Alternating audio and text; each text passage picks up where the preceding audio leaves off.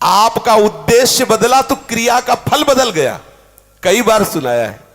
एक दुष्ट स्वभाव वाला आदमी था, तो जंगल में गड़ासा लेके खड़ा होता।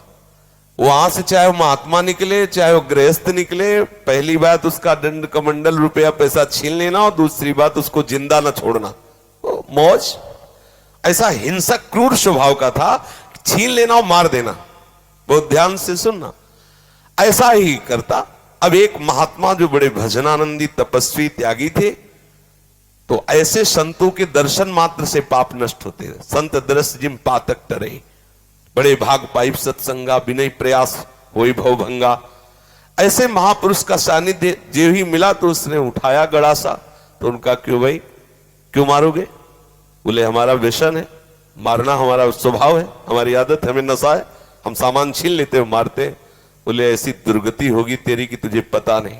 वो तपबल संपन्न थे, वो जो जो बोल रहे थे वो ऐसा लग रहा था कि उसके दिमाग पे लग रहा है।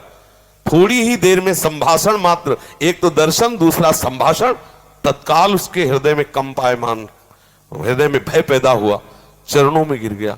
महाराज मैं तो बहुत पाप की, ये देखो संत दर्शन का फल, कोई उपाय बताओ। महाराज सब छोड़ दूंगा यदि मुझे शिष्य बना लो। तो उनका तुम्हें ऐसे शिष्य नहीं बनाएंगे, पहले तुम भारत के तीर्थों का अवगाहन करो, जब तुम पवित्र हो जाओगे तब तुम्हें शिष्य बनाएंगे। तुमने बहुत सी हत्याएं की है, बनाएंगे शिष्य, लेकिन पहले भारत के तीर्थों में भ्रमण करो। तो महाराज हम कैसे जानेंगे कि हम पवित्र हो गए, निष्पाप हो गए? तो उन्होंने एक सूखी लकड़ी दी और कहा जब ये हरी हो जाए, इसमें अंकुरण हो जाए, तो वहीं से लौट आना, जानना तुम निष्पाप हो गए। चल पड़ा। और महापुरुष की प्रेरणा, ये होता है संत का प्रभाव। और वो लकड़ी ली सूखी और चल पड़ा। 10 किलोमीटर चला होगा तो एक जंगल में एक बहुत बड़ा बट वृक्ष था, बरगद का, बहुत बड़े बड़े पेड़, बरगद के बहुत बड़े, उसकी जड़ से आके शाखाओं से नवीन वृक्ष की रचना, बहुत बड़ा वृक्ष था। उसी के नीचे सोचा रात्रि काट लेते, फिर हम तीर्थ यात्रा में जाएंगे। उसी के नीचे तो 4 बदमाश ऊपर चढ़े हुए थे, चोर, और वो समीप वाले गांव में चारों तरफ से आग लगाने का प्लान बना रहे थे कि तुम दक्षिण की तरफ से आग लगाना, तुम उत्तर की तरफ से आग लगाना, और फिर जो निकलेगा उनको मारेंगे, ऐसा ऐसा। उसने सोचा इतने पाप किए हैं, तीर्थ यात्रा तो जा ही रहे, इन 4 को और मार देते हैं, क्योंकि ये 4 मरेंगे तो पूरा गांव बच जाएगा। और जो तीर्थ ही जा रहे हैं तो जब 50-100 वो मारे तो 2-4 इनमें क्या जाता है। उन्होंने आवाज लगाई, ये सुनो तुम्हारा प्लान ठीक नहीं है। तो देखा कि कोई हमारे प्लान को सुन लिया, तो उनका देखो हम तुम्हारे गुरु हैं इस बात के, जीवन हो गया गड़ासा चलाते हुए, मुझे पता है तुम फंस जाओगे, नीचे उतरो। अब एक साथ थोड़ी उतरेंगे, एक एक उतर। बड़ा वृक्ष था तो जड़ की आड़ में उसको पता था, मारने का अभ्यास था, बिना अस्त्र शस्त्र के हाथ ही से मार दिया, 4 को मार दिया। मारा, सोचा अभी यहां तो हमने हत्या कर दी, अभी यहां नहीं रुकेंगे, आगे जो ही लकड़ी उठाया तो हरी हो गई। गुरु जी लोग कहा था लकड़ी हरी हो जाए तो वापस आ जाना तीर्थ। अभी तो कोई गंगा नहाया नहीं, जमुना नहीं नहाया, तीर्थ यात्रा नहीं की और लकड़ी हरी हो गई, पर गुरु ने कहा था हरी हो जाए तो वापस आ जाना। वापस चला गया। जो ही पहुंचा, गुरु जी दंडवत।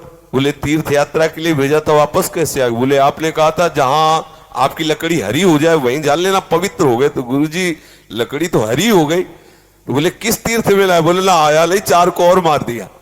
बोले 4 को मार दिया तो और पाप बढ़ना चाहिए, कैसे क्या? तब उन्होंने बताया पूरे गांव की रक्षा करने के भाव से मैंने तो बोले देखो बेटा, अभी तक अपने स्वार्थ के लिए मारते थे, उद्देश्य था आपको अपने स्वार्थ का, तो वो पाप हुआ। लेकिन पूरे नगर के गाय बैल जीव जंतु स्त्री पुरुष बच्चे सबकी रक्षा का उद्देश्य रख के 4 को मार दिया, तो वो महापुण्य हो गया। अब समझे, क्रिया वही है, उद्देश्य बदल गया तो फल बदल गया उसका। आप गृहस्थ में जो क्रियाएं कर रहे हैं वही क्रियाएं प्रभु के लिए करने लगे, उद्देश्य बना ले प्रभु की प्रसन्नता, बात बन गई। सर्वधर्मान परित्यज्य मामेकं शरणं व्रज अहम त्वां सर्व पापेभ्यो मोक्षयिष्यामि मा शुचा। तू चिंता मत कर कि धर्म त्याग का पाप लगेगा, मैं तुझे निष्पाप कर दूंगा, लेकिन तू मेरे चरणों का आश्रय ले ले। हर धर्मों की पूर्ति भगवत प्राप्ति से होती है और प्रभु के चरणारविंद का आश्रय लेना परम धर्म है। जो धर्म कर्म प्रभु की प्राप्ति में बाधा पहुंचावे तजिए ताहि कोटि वैरिशम, उसे करोड़ों दुश्मन के समान त्याग देना चाहिए। जैसे तजियो पिता प्रहलाद विभीषण बंधु भरत महतारी गुरु बलि तजो कंत ब्रज बनितन, बोले भेमुद मंगलकारी। इसलिए अपने जीवन का लक्ष्य प्रभु प्राप्ति बनाने वाले के लिए हर धर्म भगवत प्रसन्नता के लिए किया जाए, वही हो गया भगवत प्राप्ति का हेतु। समझ रहे? ऐसे कितने महापुरुष देखे गए अपने कुल कर्म को करते हुए भगवत प्राप्त हो गए, क्योंकि वो प्रभु की प्रसन्नता के लिए किया।